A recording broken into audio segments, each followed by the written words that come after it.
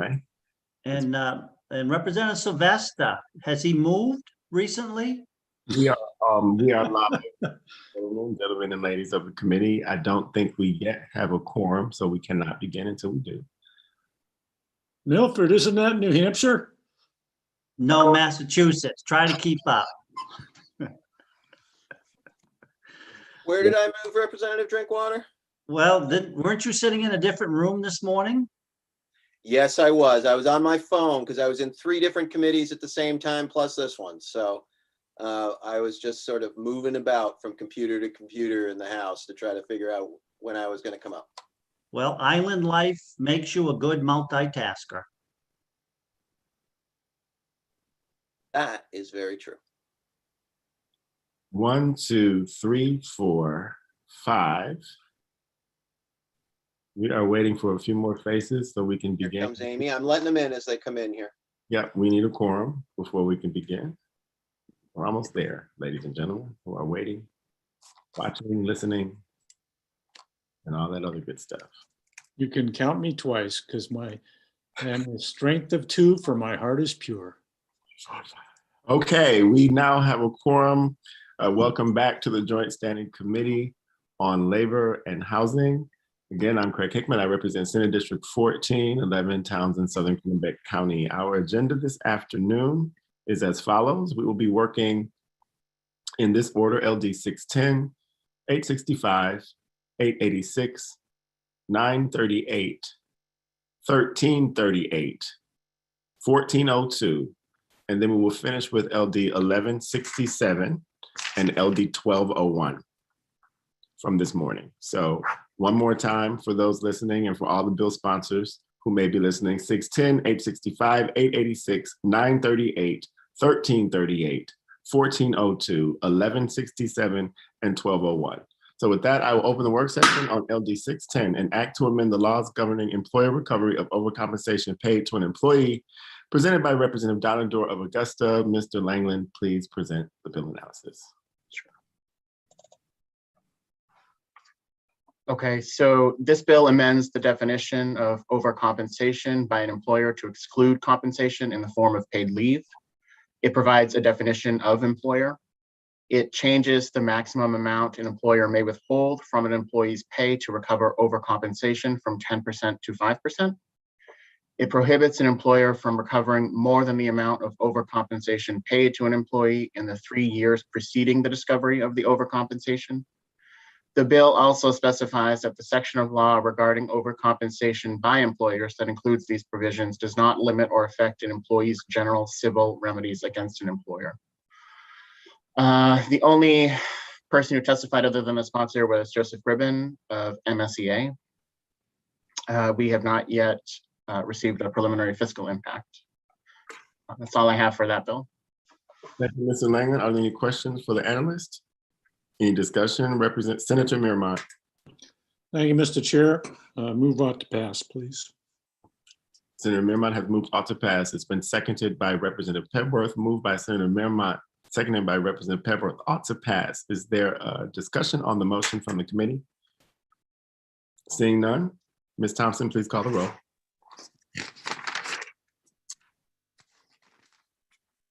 Senator Hickman. Yay. Hickman, yay. Senator Guerin is absent. Senator Miramont. Yay. Miramont, yay. Representative Sylvester. Yay. Sylvester, yay. Representative Bradstreet. No. Bradstreet, no. Representative Cuddy. Yes. Cuddy, yes. Representative Drinkwater. Nay. Drinkwater, nay. Representative Gear. Yes. Gear, yes. Representative Morris. No. Morris, no. Representative Pepworth. I don't know if you're muted. I saw your mouth move. Yes. Pepworth, yes. Representative Prescott is absent. Representative Rader. Yes. Rader, yes. And Representative Warren. Yes. Warren, yes. 8 members having voted in the affirmative and 4. Do I have 4 in the negative with 1 absent? I have 3 in the negative with 2 absent. 3 in the negative with 2 absent. Thank you for that. Chairs in error, the motion prevails. I will close the work session on LD 610. What is the minority report? Ought not to pass. Got it. If you are in the room and you are not being asked to speak, please mute yourself and turn off your cameras. Thank you very much. I will now open the work session on LD 865, an act regarding the University of Maine system hiring practices, sponsored by Representative Benjamin Collins of Portland. Mr. Langland, please present the analysis. So this bill establishes requirements for the hiring process at the University of Maine system. The bill prohibits a person involved in the hiring process for administrative positions from being required to sign a non-disclosure agreement, and requires that all human resources standards and policies that govern the hiring process apply equally to all positions and may not be waived or modified. It requires the Board of Trustees of the University of Maine system to establish an external third-party review process to ensure that the requirements are met and ensure compliance with all applicable human resources and equal employment opportunity laws and requirements. Something the committee might want to consider is there is testimony that subsection 3 of the bill that requires the external third-party review process is unnecessary, because the University of Maine system is an equal opportunity employer and affirmative action employer, and there's a clearly defined process which these concerns can be reported and investigated. And I also included a link to the EEO poster that's displayed at workplaces in my analysis. The committee requested several pieces of information, which I believe was followed up with on Friday evening, and I had sent that out, and it's also attached to my bill analysis. So some of the pieces of information requested were UMaine system written hiring policies, how long have NDAs been used in hiring practices, and specific data about outreach to attract diverse applicants beyond the advertising.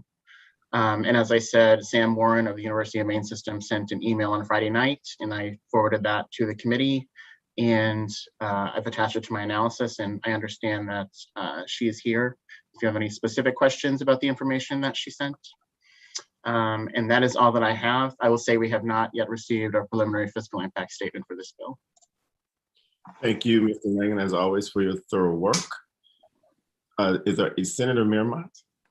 Yeah, thank you, Mr. Chair. I think that if they want to make a case for the EEO applying to that one part of the bill, they probably can do that. But that, I'm not going to worry about that right now. I think they need to be directed. They are a public university, taxpayer dollars. We're the Committee of Oversight, and they should be directed to do things that are important to the people of Maine. Therefore, I move on to pass, as amended as needed for the fiscal note. Thank you. It's been moved ought to pass as amended with the fiscal note. Is there a second? It's been seconded by Amy Rader, Representative Rader, moved by Senator Miramont. Does anyone have any questions for the bill, for the analyst, or anyone from the university? Representative Bradstreet. Yes, thank you, Mr. Chair. I will be voting against the motion.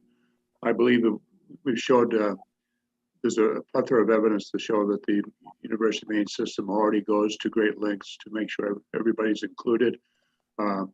We have to be very careful what we do as legislators in second guessing the boards that we have gone through the appointed process, and we have chosen to lead these different institutions. So I think this would be an unfortunate step if we approve this motion. Thank you.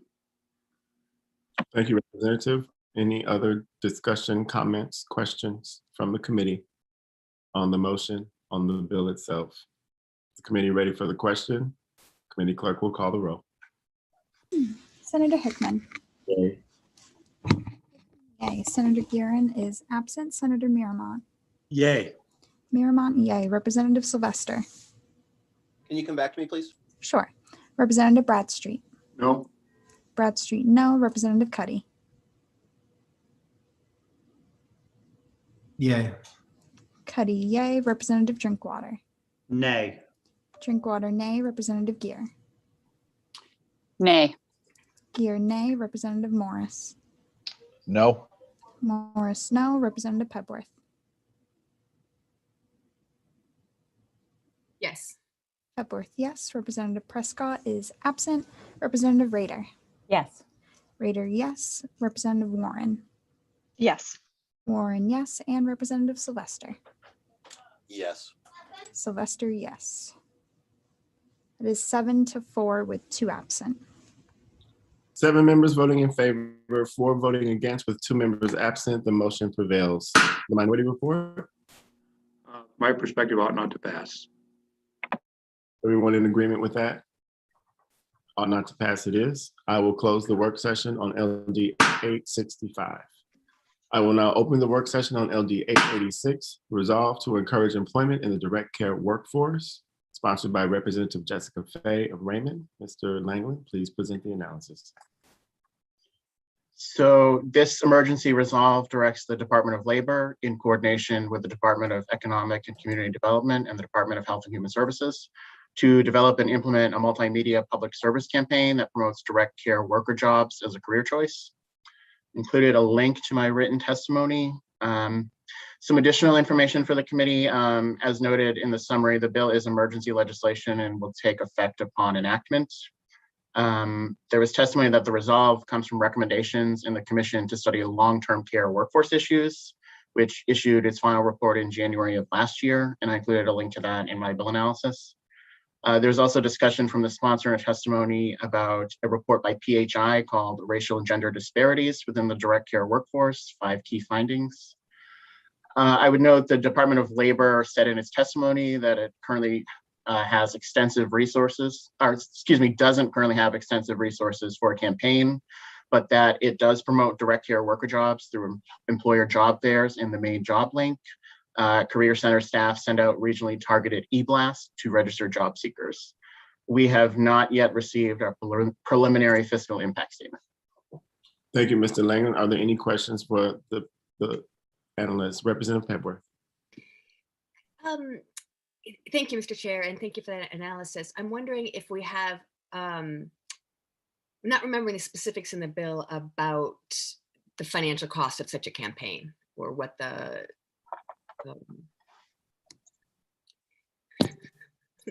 fiscal impact statement might be. Might be. Yeah, as I said, we've not yet received a preliminary fiscal impact statement. So the way the fiscal process works is if the bill is to proceed, then a request will be put in, and then the fiscal office will sort of contact the departments and sort of gauge what resources they need. And then that will be published, and then that's something that comes out at language review. But in terms of any specific amount that was referenced at the public hearing, I'm not aware of any, and I don't recall much discussion from any agency about potential resources that they need. I think the Department of Labor only submitted written testimony for the bill, but so it might be something that you sort of hold out and wait for at language review if the bill goes forward. And also to remember, we can always reconsider anything that we do once the language and the fiscal note comes back. That's for the record. Representative Warren. Could I have anyone who this would be relevant to speak more to what is meant by doesn't have the resources for a campaign? What is the understanding of the resources needed? Yeah, and what is lacking or what would be needed to get them? Is that a question directed at someone specifically, Representative Warren, or just to the committee itself? Well, not to the committee. I don't know if there's anyone from the department or a sponsor, or I don't know, Steve would have a response to that. Just if there's just in part because it is an emergency bill, what the process would involve there. I know that Kimberly Moore is here from the department. I don't know if she's here particularly for this bill or not, but I also know that Mike Rowland is here. But so between the two of them, hopefully maybe one of them can address sort of the question that you're looking for. So I will recognize Mr. Rowland from the Department of Labor. I will also recognize the bill sponsor who is in the room and would probably be, let's start with the bill sponsor before we go to Mr. Rowland, because I'm not exactly sure where he just went. So go ahead, Representative Jessica Fay. You may take a stab at Representative Warren's question. Thank you.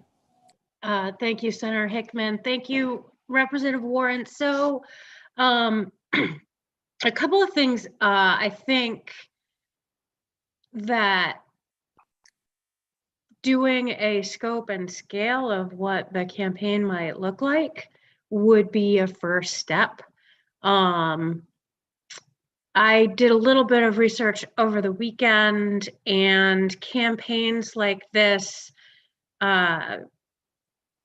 basically are based on how much resources you have. So it is a little bit of a tricky situation without putting a specific amount on it to say how much the campaign would cost. It will be very interesting to see what OFPR comes up with for a fiscal note for this bill, and I think it's worth waiting for what they have to say. I will also say that we don't have any guidance in terms of the ARP funding, but I suspect that it is possible that this might be one of the sources or one of the uses of some of those funds. Now, again, we still haven't heard how we're going to be able to use those funds, but based on what I've read and my understanding, this may fit into that category. So, it's not a great answer to your question until we do have a fiscal note, but I think that the department probably currently can't do this within existing resources, but that doesn't mean that we can come up with some resources for them. Thank you, Representative. Mr. Rowland. Yeah, can you hear me? Yes, please introduce yourself.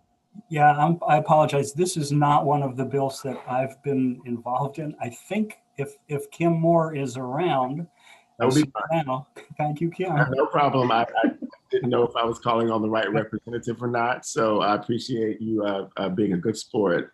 Okay. Ms. Moore, please introduce yourself. Sure. Hi, I'm Kim Moore. I'm the Director for the Bureau of Employment Services at the Maine Department of Labor. It's good to see y'all. And sorry, Mike. So everything that everyone has said so far regarding the fiscal note is true. We have had really great conversations with the Long-Term Care Commission, who helped to develop one of these recommendations. What we know is that what we are currently able to do, what we would call at no cost, has not been able to suit the current need. So we do know that there would be a dollar amount attached to it. What that dollar amount might be and where that source might come from, we don't know yet. We do plan, when looking in terms of the fiscal note, to look at similar campaigns. Recently, DECD and DHHS have done campaigns around immunization clinics, all that kind of stuff. So we would have something to draw from, but with regard to how big that dollar amount would be, we need to do a little bit more research. Thank you. Excuse me. Representative Gear. Thank you, Mr. Chair. With an eye towards all of the folks who are urgently waiting for care out there, I move ought to pass. Representative Gear has moved ought to pass. Is there a second? It has been seconded by Representative Pebworth. Representative Warren, do you have a question or comment on the discussion of the motion or any other matter? I was going to have a follow-up question about, based on the report, what is the need? Maybe we wouldn't have enough money to meet that need, but if it's, I assume a certain number of people are the target of this advertising, or the campaign. So I was just trying to understand what's the scope of the. You want to know how many people the campaign is intended to reach? Yeah, if there's that understanding of what the scale of this campaign is supposed to be at, according to the department. And you would like Ms. Moore to answer that question for you? Yes. Ms. Moore? I don't have that information at my fingertips. Thank you, Representative Warren. I know that the need is statewide and rather large. So I can anticipate that this campaign would, in order to make the desired effect, it would need to be at least statewide and rather extensive campaign. Is it safe to say, Ms. Moore, that when the fiscal note is drafted, that it will discuss scope of the campaign and how many people it intends to reach with the numbers attached? Great question. Yes, I believe that would be that's yes, accurate. Thank you. Are there any other questions or discussion of the motion? So the motion is ought to pass as amended with the fiscal note put forth by Representative Gear, seconded by Representative Pebworth. Is the committee ready for the question? Ms. Thompson will call the roll. Senator Hickman. Yay. Hickman, yay. Senator Guerin. Yay. Guerin, yay. Senator Miramont. Yay. Miramont, yay. Representative Sylvester. Yay. Sylvester, yay. Representative Bradstreet. Yes. Bradstreet, yes. Representative Cuddy. Yes. Cuddy, yes. Representative Drinkwater. Yay. Drinkwater, yay. Representative Gear. Yes. Gear, yes. Representative Morris. Yes. Morris, yes. Representative Pebworth. Yes. Pebworth, yes. Representative Prescott is absent. Representative Rader. Yes. Rader, yes. And Representative Warren. No. Warren, no. 11 members voting in favor, 1 member voting against, and 1 member absent. The motion prevails. What is the minority report? Not to pass. I just, yeah, at this time, I appreciate it, but if it's an emergency, then I think that there's wage issues and reimbursement issues that I don't feel comfortable advertising, particularly to vulnerable populations in this moment before those are prioritized and gone through. Thank you, Representative. I will close the work session on LD 886. I will now open the work session on LD 938, an act to ensure Maine workers' right to request a schedule change at their places of employment, presented by Representative Barbara Wood of Portland. Please present the bill analysis, Mr. Lang. So this bill creates a right of an employee to request a change of schedule. The employer is not required to grant the request, but must describe in writing the reason for denial if the request is denied. The employee's right to request a schedule change does not apply to employers with 10 or few employees. A violation is a civil violation for which a fine of not less than $5,000 may be adjudged. I included a link to my written testimony in the bill analysis. Some considerations for the committee. So the bill as drafted would work for employees who work 8 to 5 and whose hours are more set. But the bill does not limit the employee to the number of times that they can request a schedule change. So as drafted, employee could request change, have the change accepted, and then request a change again. So a consideration for the committee is potentially adding language to limit the number of changes that an employee can request per year. There was also testimony that many industries do not have previously agreed upon schedules. Schedules are often based on business levels and made weekly or bi-weekly.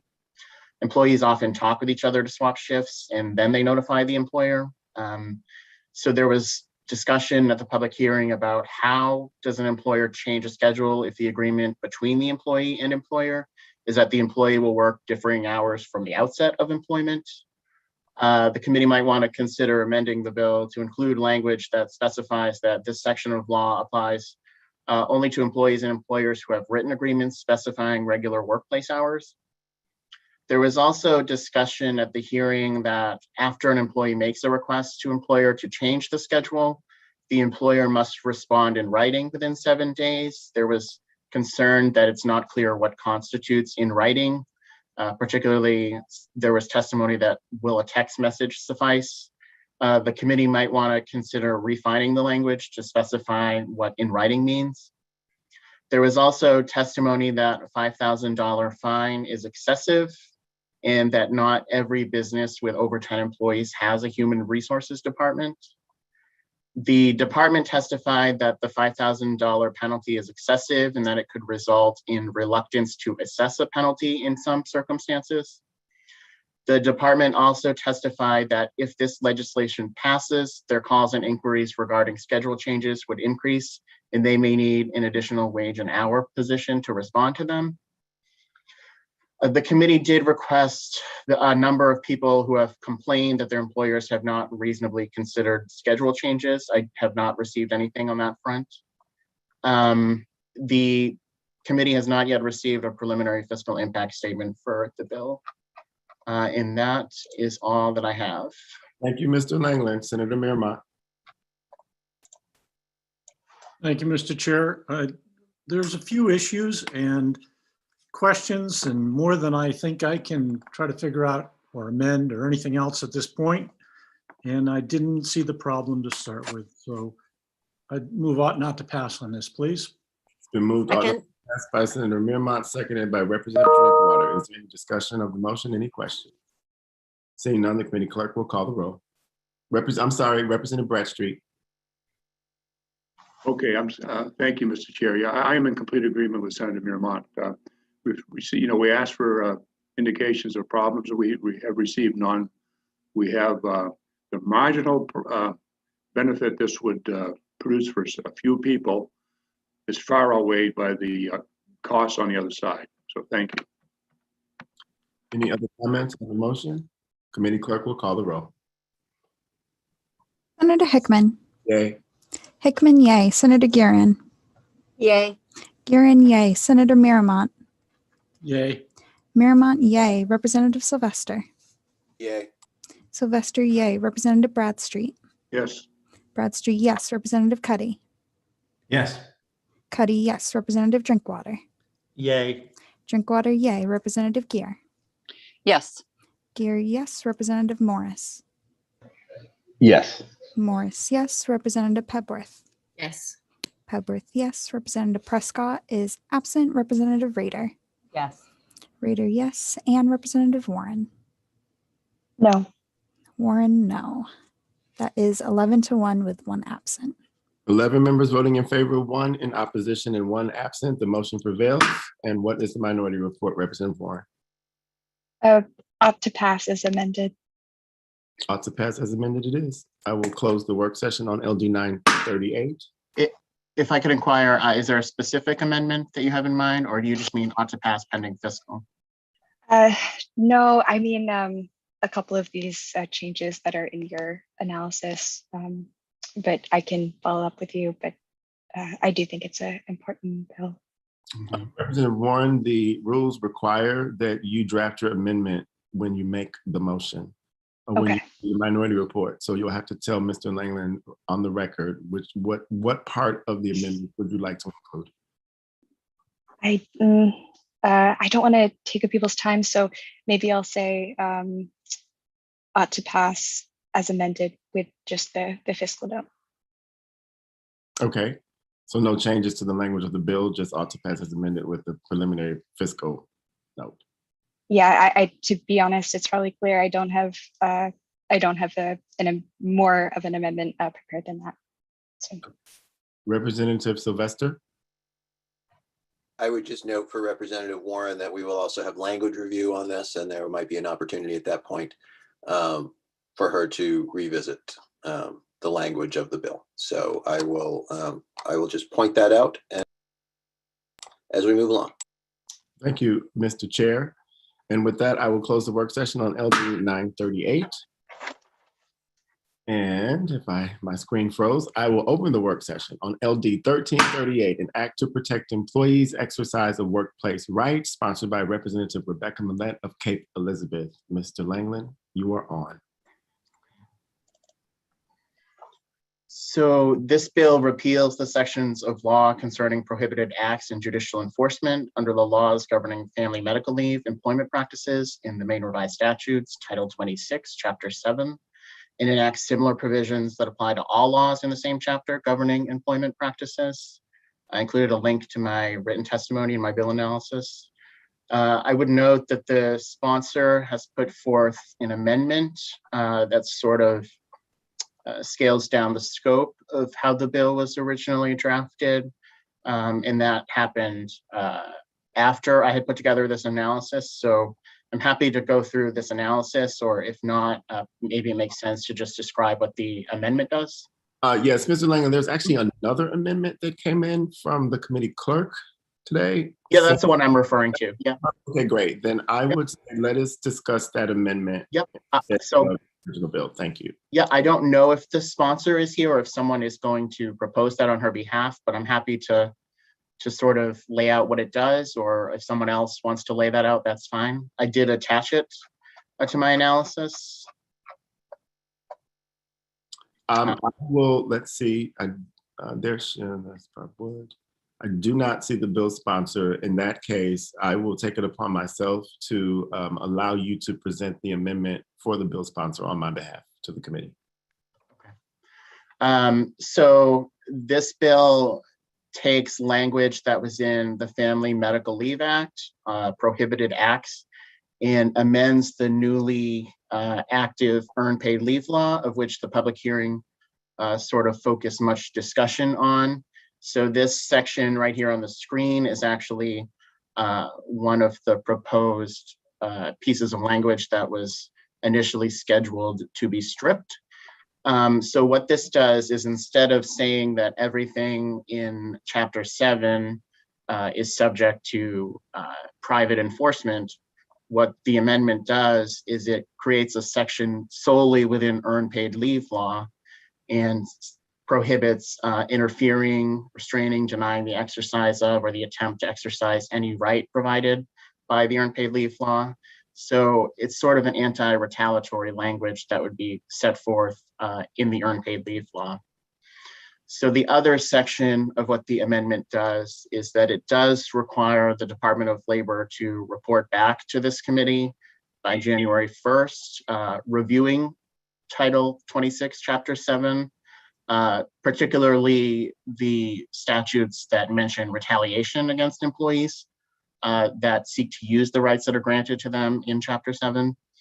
And it requires the department to submit language for potential legislation to create uniform anti-retaliation statute that governs all the rights within the chapter. So I don't know if that made any sense, but if someone else has a better way to explain it, I'd certainly be happy to defer to them. Mr. Langley, I appreciate that very much for filling in. I do see that the bill sponsor is here, and I will recognize Representative Millette to let us know if that captures the intent of her amendment and if she'd like to say anything more about it to the committee. Thank you. Thank you, Mr. Chair. Nice to see you. You too. Sorry, I had to make a very quick, I had a public hearing on a bill in Education Committee when I got the notice that you guys are working my bill. You guys move fast. I'm impressed. So yes, I reviewed the department's testimony and thought about it over the weekend, and am proposing the amendment that I believe you all are looking at, which is to significantly narrow the bill to focus on earned paid time off policy, then ask the Department of Labor to look at the issue of consistency among all the rights and come back to your committee with that information and recommendations on how to address that issue. Thank you, Representative. Are there any questions directly for the bill sponsor or the analyst at this time? Representative Bradstreet, do you have a question? Yes, for the analyst. Thank you, Mr. Langley, for doing this. So under the proposed amendment, there would remain a private right of action under the paid time off law. Is that true? I don't know specifically what sort of actions can be taken under the earned paid leave law. I know the department is here and they can probably speak to that. It doesn't take any rights away. So if that right had previously existed under the earned paid leave law, which I'm not sure off the top of my head, this does not take that away. So if that, like I said, if that does exist, it remains unchanged with the new amendment. Representative Bradstreet, would you like to hear from the department? Yes, I would, Mr. Chair. Thank you. And from the department would be best to answer that question. Please turn on your video at this time. Hi, this is Mike Rowland. I can't turn my video on because I think it was turned off remotely, but I'm willing to talk. And if you want to see me, go ahead. I will bring you forward so that means the audience can also see you as you speak. Okay. You should turn your video on now. There you are. Thanks. So if the bill has a private right of action, and that I guess now with the amendment would be inserted into the earned paid leave statute for purposes of enforcement against retaliation in particular. That does not currently exist. So that, to me, that would be the additional enforcement component, the private right of action. And I'm assuming that's the intention of the sponsor, and that's the way I read. The Thank you. That's the way I interpreted it. So I'd like to hear if anybody disagrees with that. But that's the way I read it as well. Thank you. sponsor was shaking her head, so I'm going to ask the sponsor to weigh in on this as well. Representative Millet. Thank you, Mr. Chair. No, the amendment that I most recently submitted through your analyst or clerk, I believe, strikes the entire text of the bill and simply inserts the prohibited acts within the paid time off. So there's no longer a private right of action. Okay. I guess I haven't had a chance to look at the amendment enough. I just heard about it. I believe the analyst had it on his screen. Yeah. Yeah, it is the second version of an amendment. There was one amendment, and now there's a strike and replace amendment that perhaps you just haven't had an opportunity to see in its entirety. I haven't. That's okay. I do believe that the Representative Bradstreet's question, however, has been asked and answered. Representative Sylvester. Thank you. This is a question for the sponsor.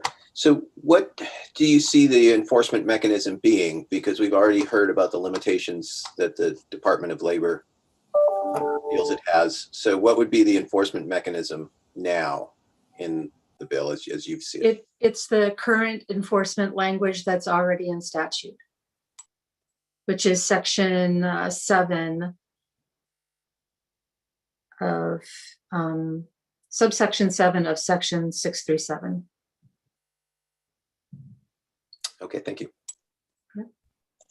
And Mr. Rowland, do you need for the committee clerk to forward you the amendment so that you can see what we're talking about? You're on mute, sir.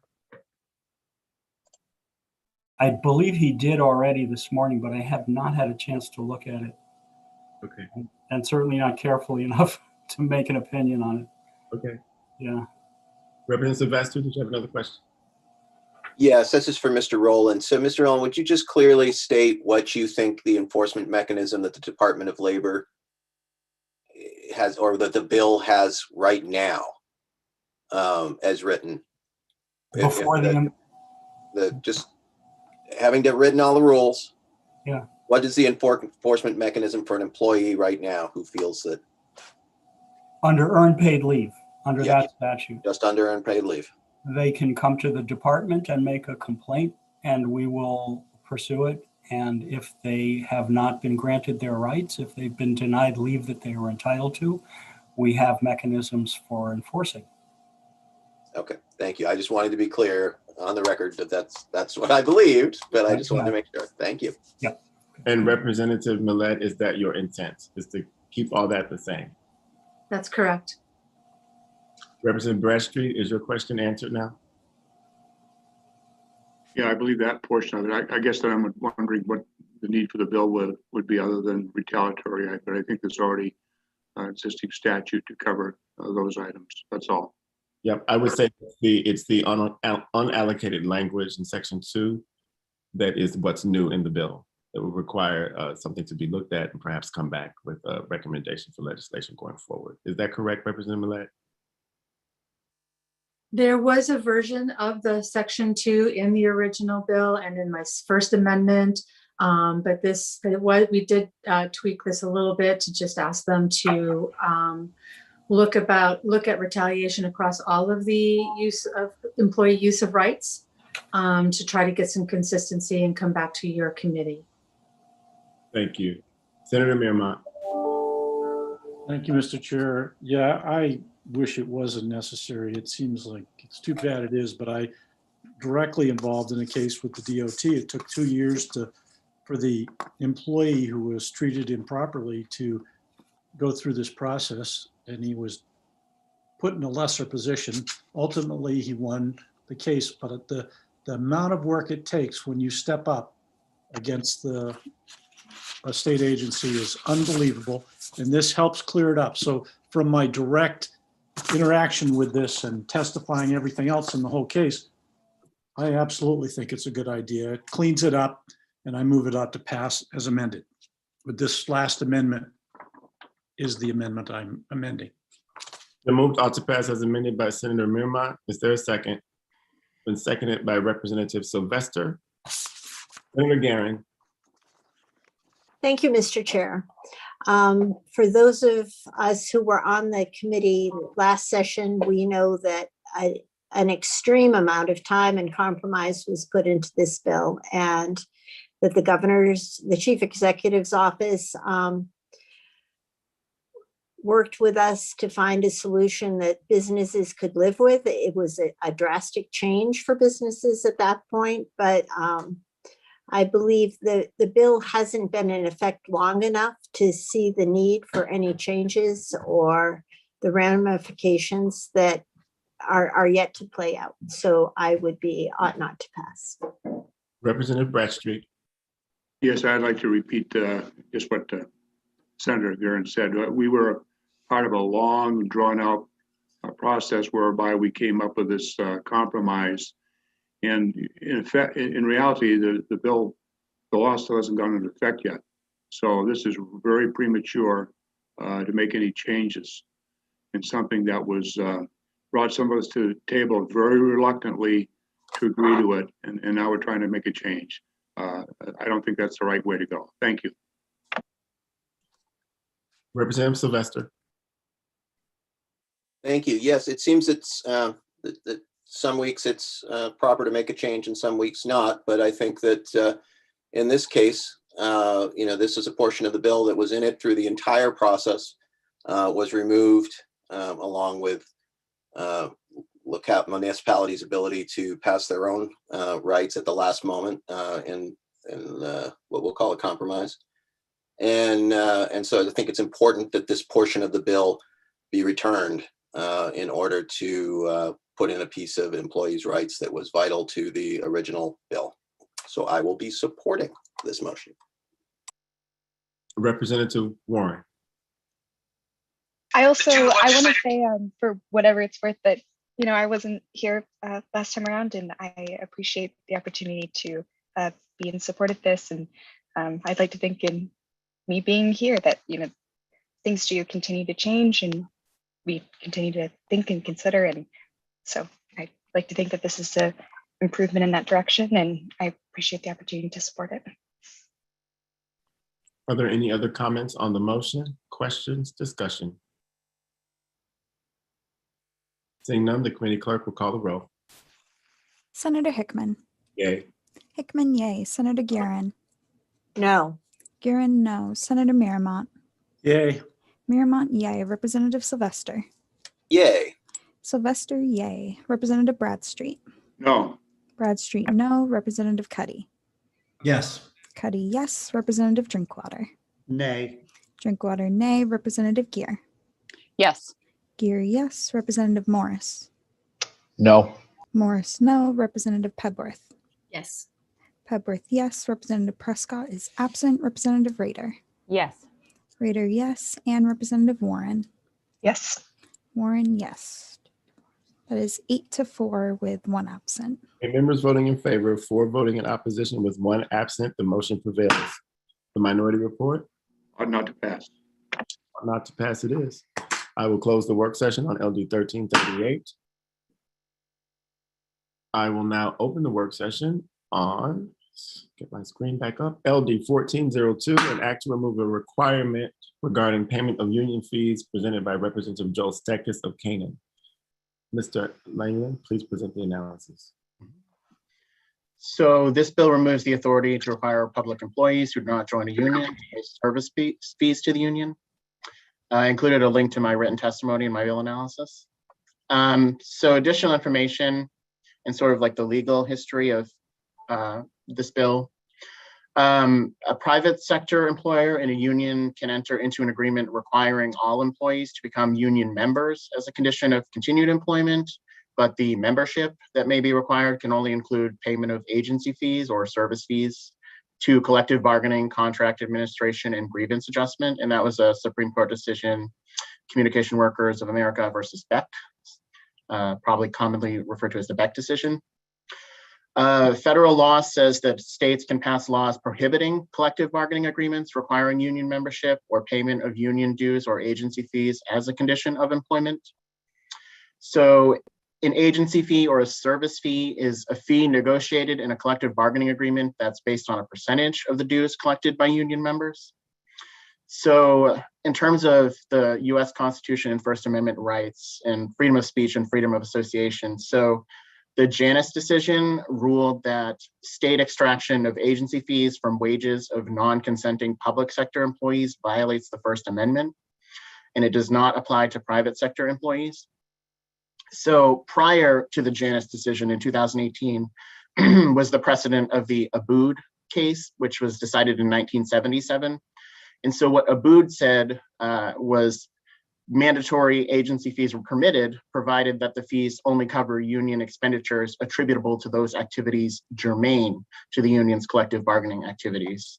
Agency fees cannot be used for political or ideological activities. So unions have the legal duty to provide fair representation to all workers covered by a union contract. Maine's public sector labor relations statutes require unions to represent all employees in the bargaining unit, regardless of membership. So the bottom line with this bill is that if a law is unenforceable if it's found to be unconstitutional, even if it's in statute. We have not yet received a preliminary impact statement on this bill. Thank you, Mr. Senator Mearmont. Thank you, Mr. Chair.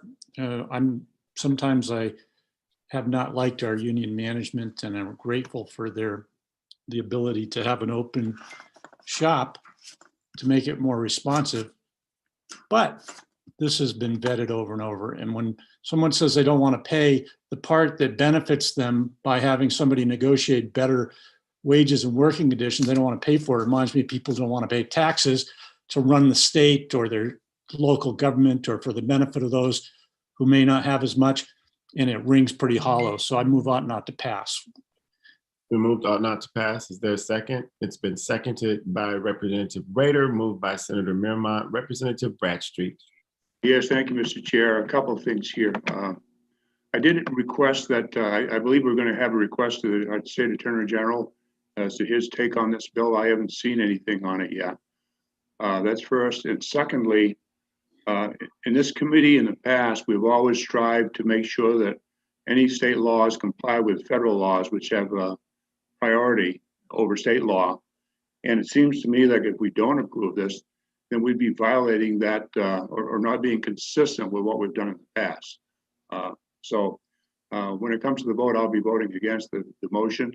And I would like to know what the status is with the Attorney General's response. Representative Sylvester. I have put in a call to the Attorney General's office. I have not heard back, and I believe that Steve was going to work on a letter, but I don't believe that it has gone out yet. Is that correct, Mr. Langley? I had not been directed to work on a letter. I'm happy to do so, but I had not received that specific direction. Okay, well, thank you very much. I am going to continue to try to reach the Attorney General to see whether or not such a letter would be responded to, that they would like to hear it. And, but at this point, I feel pretty confident that any employer in the state, any public employer that wanted to challenge the unit as it exists according to the Janus payment that has fair share in their contract can do so, and that anybody that they can negotiate against it to get it out, as MSCA did in their last contract with Governor LePage, or that they could make challenges to the Maine Labor Relations Board. So they have the courts open to them, they have negotiations open to them, and they have the Maine Labor Relations Board open to them. And certainly they can challenge in any of those venues. I do not believe that the Supreme Court decision, in reading it, says that this is the law of the land and must be enforced in the same way that they do in some other cases. And so I feel comfortable with the legality of it, but I will continue to pursue on your behalf the Attorney General's thoughts. Representative Bradstreet. Thank you, Mr. Chair. In light of the fact that we're still waiting information from, I think it was sort of a very important source, I'd like to move to table. There's a motion to table for a second. It's been moved by Representative Bradstreet, seconded by Representative Drinkwater. It's not a debatable motion. Committee clerk will call the roll. Senator Hickman. Nay. Hickman, nay. Senator Guerin. Yes. Guerin, yes. Senator Miramont. Nay. Miramont, nay. Representative Sylvester. Nay. Sylvester, nay. Representative Bradstreet. Yes. Bradstreet, yes. Representative Cuddy. No. Cuddy, no. Representative Drinkwater. Yay. Drinkwater, yay. Representative Gear. No. Gear, no. Representative Morris. Yes. Morris, yes. Representative Pebworth. No. Pebworth, no. Representative Prescott is absent. Representative Rader. No. Rader, no. And Representative Warren. No. Warren, no. It People is in favor, against the motion, or in favor, the motion fails. And just for the record, I would say that I normally would go with procedural motion to get more information, but if I recall, the bill sponsor didn't even show up to present the bill. The chair entertains another motion. I'm sorry, we have a motion before us. It is ought not to pass. Is there any discussion on the motion ought not to pass, which was made by Senator Miramont and seconded by Representative Rader? Seeing none, the committee clerk will call the roll. Senator Hickman. Was that a yay? Sorry. Hickman, yes. Senator Guerin. No. Guerin, no. Senator Miramont. Yay. Miramont, yay. Representative Sylvester. Yay. Sylvester, yay. Representative Bradstreet. No. Bradstreet, no. Representative Cuddy. Yes. Cuddy, yes. Representative Drinkwater. Nay. Drinkwater, nay. Representative Gear. Yes. Gear, yes. Representative Morris. No. Morris, no. Representative Pebworth. Yes. Pebworth, yes. Representative Prescott is absent. Representative Rader. Yes. Rader, yes. And Representative Warren. Yes. Warren, yes. 8 members voting in the affirmative, 4 in the negative, and 1 member absent. The motion prevails. What is the minority report? Ought to pass. The report is ought to pass, and I will say that one can still request information about any bill before it's voted on the floor of the House or the Senate from the Attorney General if they choose to do so. I will close the work session on LD 1402, and I will now open the work session. I think we're going to go out of order again. We're going to open the work session on LD 1201 before we do LD 1167. And that is an act,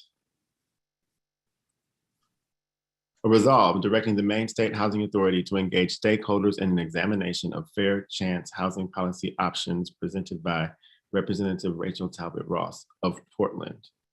Mr. Langley, please present the analysis. I don't have an analysis as that was done this morning. Correct. Representative Talbot Ross, are you in the room?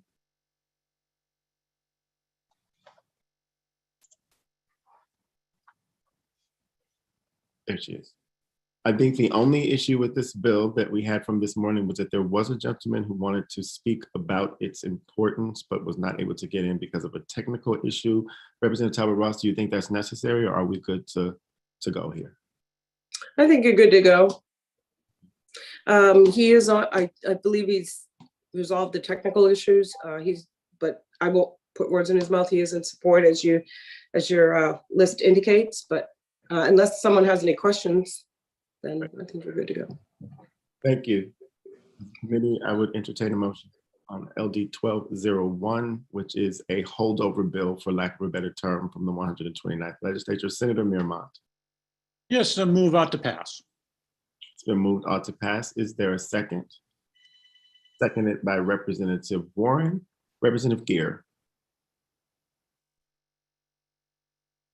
I was just trying to second. Okay. It's been moved and seconded. Is there any discussion of the motion from the committee? Seeing none, the committee clerk will call the roll. Senator Hickman. Yay. Hickman, yay. Senator Guerin. No. Guerin, no. Senator Miramont. Yes. Miramont, yes. Representative Sylvester. Yes. Sylvester, yes. Representative Bradstreet. No. Bradstreet, no. Representative Cuddy. Yes. Cuddy, yes. Representative Drinkwater. Nay. Drinkwater, nay. Representative Gear. Yes. Gear, yes. Representative Morris. No. Morris, no. Representative Pebworth. Yes. Pebworth, yes. Representative Prescott is absent. Representative Rader. Yes. Rader, yes. And Representative Warren. Yes. Warren, yes. That is 8-2 with 1 absent. 8 members having voted in favor, 4 in the opposition with 1 absent, the motion prevails. What is the minority report? Ought not to pass. I will close the work session on LD 1201, and I will open our final work session for the day, which is LD 1167. And it is, where did it go? There it is. Act relating to fair chance in employment, presented by Representative Rachel Talbot Ross of Portland. Mr. Langland, the floor is yours. Sure. So this bill prohibits an employer from requesting criminal history record information on an initial employee application form, or stating on an initial employee application form or advertisement, or specifying prior to determine a person is otherwise qualified for the position, that a person with a criminal history may not apply or will not be considered for a position. The bill provides exceptions to those prohibitions, including instances in which federal or state law or regulation or rule mandates for a position that a criminal conviction disqualifies an applicant, or imposes an obligation on an employer not to hire an applicant who has been convicted of a certain type of offense, or requires that an employer conduct a criminal history record check. An employer who violates this prohibition is subject to a penalty of not less than $100 nor more than $500 for each violation, to be enforced by the Department of Labor. The bill, as originally drafted this session, is identical to an amendment that was voted out of this committee last session as LD 2087. It was voted ought to pass as amended and ought not to pass. And this is the amended version of what was passed out last session. I did include a link to my written testimony. I did want to highlight also the Department of Corrections submitted written testimony in support of this bill, though they were not able to attend in person to present their testimony, but I wanted to highlight that for the committee. In terms of considerations and potential amendments for this bill, so there was discussion at the public hearing that some positions require background checks and some don't, particularly in the healthcare field. Due to majority of healthcare positions that require a background check, hospitals often use a universal application for convenience purposes that could conflict with this bill as written. So it might be that the box is on there or there's notice that a background check may be required. So it was suggested at the public hearing to amend subsection 3, paragraph C, which is the exceptions from prohibition, to read, the employer is required by federal or state law or regulation or rule to conduct a criminal history record check for the majority of the positions at the employer that the prospective employee is applying to. Senator Hickman, I believe, wants to propose an amendment to the bill, and I'm happy to defer to him, but I can describe it briefly if that's the pleasure of the chair. It is. Okay. The amendment would remove subsection C, subsection 3, paragraph C, which is the amendment, which is the section that I just said was proposed to be amended by someone else at the public hearing. So in addition to removing subsection 3, paragraph C, the amendment would add a subsection to read opportunity to explain. And the text would read, if an employer inquires about a prospective employee's criminal history record information, the prospective employee, if still eligible for the position under applicable federal or state law or regulation or rule, must be afforded an opportunity to explain the information and the circumstances regarding any convictions, including post-conviction rehabilitation. I would note this language is from the original bill that was in the 129th legislature, but in the process of committee work sessions last session, it was stripped and did not make it out of committee. And I did look through the testimony on this bill last session, and I noticed that the Department of Labor testified that this subsection goes beyond what they typically enforce in the past, and so it would be new territory for them. And I don't know if they have any thoughts on that. Of course, they're here. I also included a link to LD 170 from the 129th legislature, which came up at the public hearing. that bans state government applications from inquiring about criminal history, except when the nature and requirements of the position may lead a person with a criminal history to be disqualified from that position. And there was also discussion at the public hearing about a universal job application. And I would note the Department of Labor does have one, which I have linked to in my bill analysis. And we have not yet received a preliminary fiscal impact statement. So in addition to the amendments that Senator Hickman is going to propose, or has proposed, I should say, there is also, he wanted me to include, and I believe I sent this in an email to the committee as well, there is an article at the end that discusses sort of fair chance policies. Happy to try to answer any questions, and certainly if you have any questions related directly to Senator Hickman's amendment, he can probably, him or the bill sponsor can probably answer those. But thank you, Mr. Langler. Excellent job as always. The Representative Rachel Talbot-Ross is here to take questions on the amendment. I see Representative Rader has one. Not a question. I would like to move to pass as amended. With the proposed amendment? Yes. Thank you. Is there a second? It's been moved by Representative Rader, seconded by Representative Warren. Representative Drinkwater. Thank you, Mr. Chair. There's been so many twists and turns during this discussion and the hearings and everything. So I just want to make sure I understand that on the initial application, the employer cannot inquire about criminal background. But if they make it to the second round, that is when the employer can ask about a criminal background. Am I correct? Yes. Representative Rachel Talbot-Ross, would you like to just add some background and some illusory evidence of why these amendments today are important, and also to give Representative Drinkwater the question? Thank you, Mr. Chair, and thank you, Representative, for the question. That is exactly right. You've got it right, that this bill only takes that question off the initial application. And the reason, as you've all heard during the public hearing, is so that we do not discriminate against those who may have a record.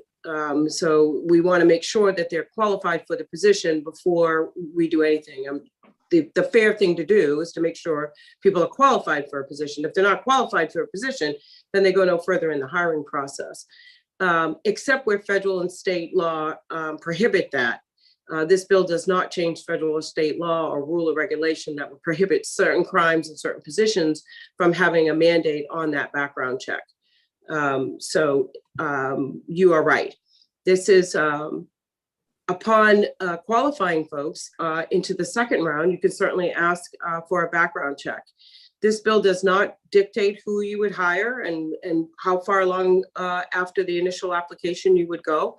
That's totally up to the employer, but this bill is to prevent discrimination against those who may have a criminal history, and it could interfere with the hiring process.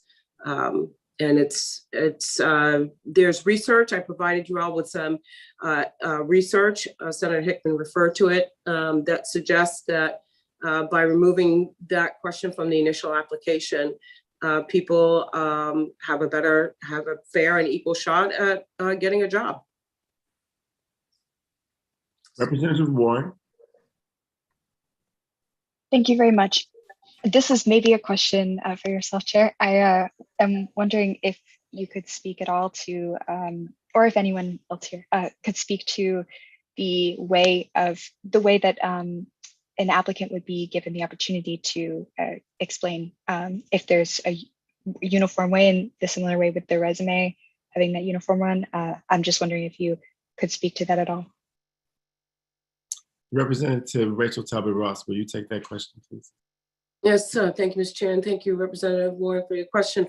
The opportunity to explain a background check is necessary for two reasons. Number one, many of these background checks have errors on them, And if you're using it to judge a person's history or their experience or their qualifications, it's only right. It's actually law that you allow them to have the opportunity to explain or provide new information, new evidence about what is an error on the background check. It often happens too that the names are the same. So in the case of John Smith and John Smith and John Smith, oftentimes you've got the wrong background to match the applicant, but it really is because there are errors in the background check. The second thing is last session, SBI testified that they are merely providing the background check. Representative Warren, they do not take responsibility for what's on the background check. So we have to make sure that applicants really are getting a fair and transparent hiring process when you run a background check and it's used to disqualify someone in order to give that person a chance to respond to that background check is the fair thing to do. The other thing, Representative Warren, is when you do have that interaction, there's statistics, and we provided you all with the research on it, that once you are able to explain that human to human interaction around your qualifications and what appears on a background check and what credentials you have, that reveals more in that human interaction than what is generally on a piece of paper. So the prevailing research and data right now indicates that you should have an opportunity to explain that background check because those who provide them are not validating the information on them. I hope that helped. Representative Talbot Ross, I see that Mr. Ray Luca Lavastor, I don't know if I'm saying that correctly, has joined us. Does he have some expertise about how this has worked in other states that he could share with the committee? Thank you, Mr. Chair. I mean, he's been trying all day to interact with this committee, so I really do appreciate the fact that he would have an opportunity to speak. Thank you. Mr. Ray Luca Lavastor, if that is how I pronounce your name, you can turn on your mic at least, if not your video, and maybe answer also the question that Representative Warren has asked about, especially the opportunity to explain how that might look and be enforced as you have seen it in other parts of the country. Are you there? Can you hear me? Well, we tried. We'll keep trying. I see Representative Pepworth. Did you have your hand up? Go ahead. Thank you very much. This bill is, in my opinion, long overdue, and I'm very much in favor of it. I have a question about the sort of dueling amendments as I see it right now, and I wonder if I'm understanding correctly what Mr. Langland said, that the department has concerns about Senator Hickman, your amendment, and if that is true, if the department could be pulled forward to speak to that. Thank you. Mr. Rowland? Yep, here I am. If I remember back to, and I just looked at the files in my notes from the last time this bill was presented, and amendments have been made since, but that particular section, our concern was more that it was an unfamiliar aspect to us to do the to I guess investigate whether a conversation took place was our concern, because it might, unless there's clear documentation, it would fall into kind of a he said, she said, for lack of a better term, situation. But it's certainly not a concern that would prevent us from being able to enforce this statute. It would just present a new challenge for the department. So we're happy with this bill, and we're happy with the amendment that was presented. Thank you. Are there any specific questions around that? Representative Bradstreet. Oh, I'm sorry. Please, Representative Warren. Thank you. You're good? Okay, she's good. Representative Bradstreet. Thank you, Mr. Chair. The department does raise some good question about how is this going to be enforced? How do you enforce something about a conversation that maybe did or didn't take place? And I just don't know how that's going to be done. He said, she said, or whatever. That's one thing I have about it. question I have. A concern I also have is that enactment of this may inadvertently turn out to cause an employer innocently of being cast as the bad person here, and when that may not be the case at all. And I can understand the impetus, the desire for this bill. Everybody deserves a second chance, and I think employers that stayed over are more than willing to give people second chances. But to kind of catch them in a corner, I think is probably not the best way to go. And lastly, I think the committee just passed a bill where they're going to get stakeholders together and to find out the best public policy we can have on this issue. And yet I think we're going ahead now and going ahead with a policy prior to that studies being completed. So those are the concerns I have. And if anybody could answer, how's it going to be enforced? I would like to hear it. Thank you.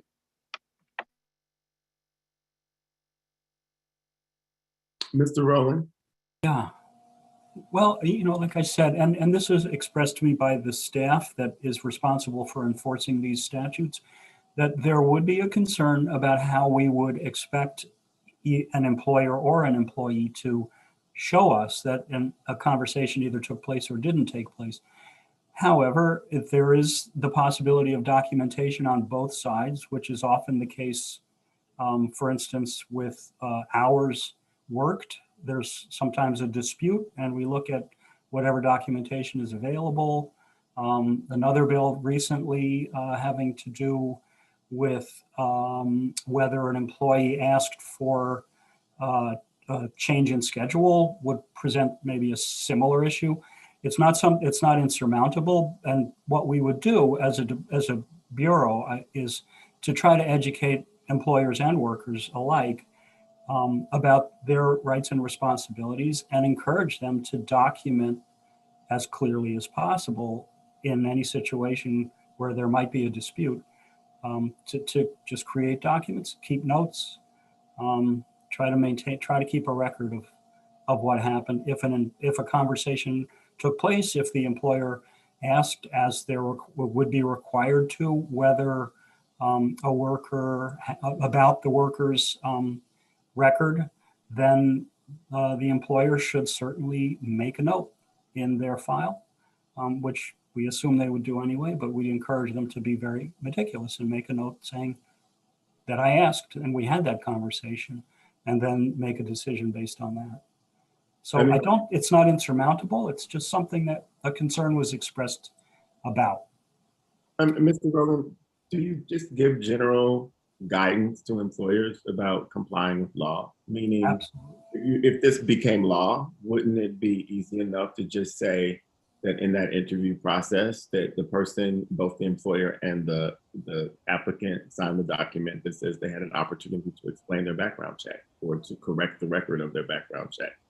Exactly. That's what we would do both in our conversations with employers or anybody that called us with questions, or in our classes that we offer on compliance with employment law. And we'd certainly include this in those classes. Thank you. Representative Warren. Yeah, I wanted to say thank you to everyone who responded to my question, and I appreciate, because my worry was more just about for people who would, in the same way, having that resume example could be helpful to people, just understanding how it would, how we would be advising people or helping to frame how they would be asked, so it's appropriate and respectful, and for people that want to do, the right thing, how that would happen in practice. So I really appreciate. Thank you. Representative Drinkwater. Thank you, Mr. Chair. And in all of our previous changes of law for employers, my memory is that we've always said for any company with 10 or more employers, or we've limited it to a certain size. Nowhere in this one do I see that this has any size of a number of employees with the bill. That would be a question for the sponsor of the bill, I guess. Is this limited to 10 or more, or is it even with just 2 or more? Representative, you may reply. Thank you, Mr. Chair. Thank you, Representative Drinkwater, for the question. I say this with all due respect, but it's not the number of employees that a business would have. It's the making sure that no discrimination takes place in their hiring process. So you can't, mandate non-discrimination for, employees that have 10 or more, and then employers that have 10 or less are able to be able to do so. And so this bill applies equally to all those who employ for their businesses to ensure non-discrimination. Thank you. Thank you. Representative Pepper. I'm sorry, Representative Bradstreet is next. I'm sorry, Mr. Chair, I don't have a question. Thank you, Mr. Chair. This bill is for people like me personally. I took over a small business in 2007. I used the application that came with the business that had this box on the application.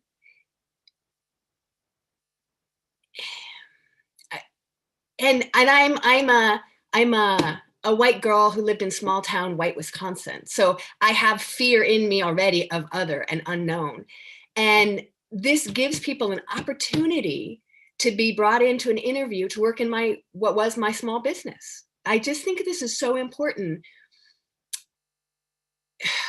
And in part because I really get it. I get this. And I want to give people who have paid their debt to society a chance.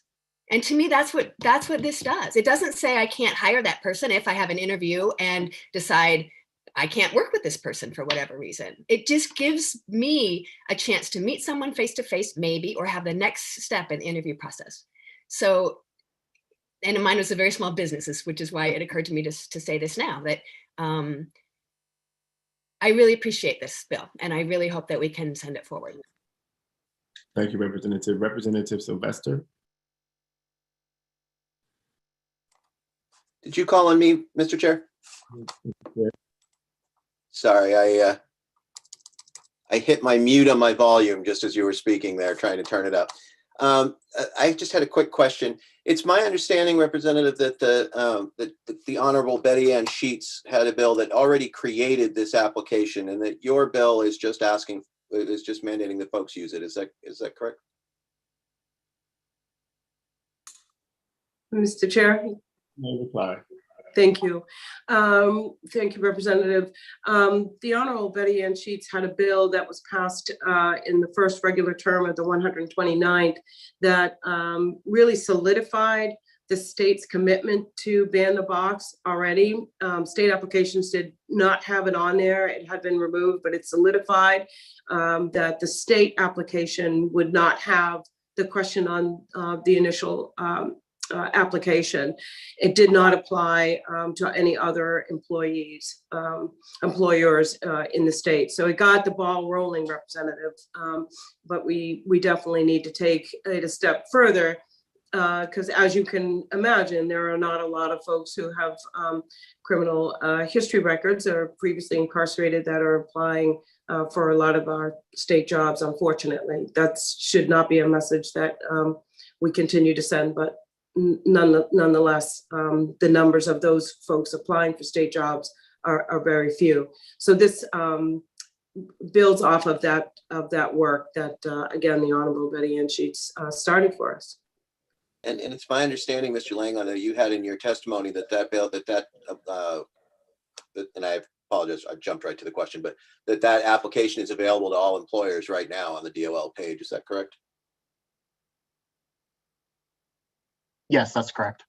Thank you. Representative Bradstreet. Yes, thank you once again, Mr. Chair. I guess this is for the analysts, or maybe anybody who can answer it. With the passage of this bill, are we creating another protected class whereby they can have even remedial rights under the Maine Human Rights Act? I'm just asking that question. I will actually answer that question. From my knowledge, protected classes are enshrined in the Constitution and in Maine law. So you have to be a member of a protected class to get those protected class privileges. Some people who would be affected by this are in those protected classes and some are not.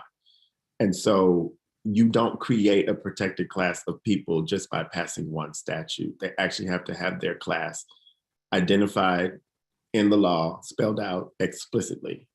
So the answer is no, it does not create a protected class. What it does is it encourages employers not to discriminate against people that they haven't seen or met yet. I also want to say that the opportunity to explain to me is akin to what would happen if you apply for a mortgage or a loan and the bank looks at your credit report and you see that there are errors in it. There are always errors in credit reports. And so if you don't have an opportunity to explain why your credit report is bad, you can't get the loan. This is a way of saying if I don't have an opportunity to explain what might be in a record, then I can't get the job. And so I see the two as the same thing, and that this is a state policy, if this law passes, that would be very clear to an employee who might have been incarcerated that they actually have a chance. Some people don't even apply for jobs because they just think they will never get the interview. And so what do they do instead? You tell me. Maybe they do something that puts them back in jail. And I don't believe that that's what we want for our state policy. So, I'm heavily in support of the bill and with the amendments that we've added today.